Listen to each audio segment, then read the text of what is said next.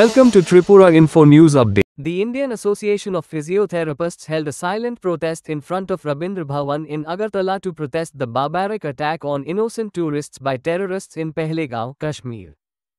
আমাদের প্রতিবাদ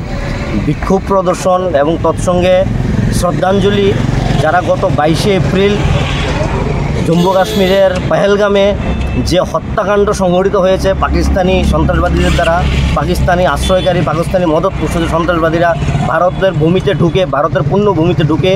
যে নৃশংসভাবে নিরস্ত্র যে আমাদের যে ভাইরা ছিল, যে টুরিস্টরা ছিল, এখানে ঘুরতে গিয়েছিল ফ্যামিলিদের নিয়ে, তাদের উপর যে হত্যালীলা চালিয়েছে, ওদের আত্মার সদ্গতি কামনা করে এবং ওই হত্যাকারীদের প্রতি বিক্ষোভ প্রদর্শন করে আমরা এখানে সম্মিলিত হয়েছি। দ্য ইন্ডিয়ান অ্যাসোসিয়েশন অফ ফিজিওথেরাপিস্টের সমস্ত মেম্বাররা, সমস্ত অফিস বিয়াররা এবং কোয়ালিফাইড ফিজিওথেরাপি এবং ফিজিওথেরাপি ছাত্রছাত্রীরা আমরা প্রশাসনের কাছে, ভারত সরকারের কাছে এবং ত্রিপুরা সরকারের কাছেও আবেদন জানাচ্ছি যাতে ওই হত্যাকাণ্ডে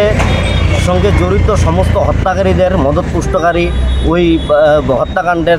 মদতকারীদের, যাতে আশ্রয়কারীদের, যাতে পাকিস্তানের যে সরকার, পাকিস্তানের যে সামরিক বাহিনী, ওদের প্রতি যথেষ্ট শক্তিশালীভাবে এই সর্বোচ্চ থেকে সর্বোচ্চ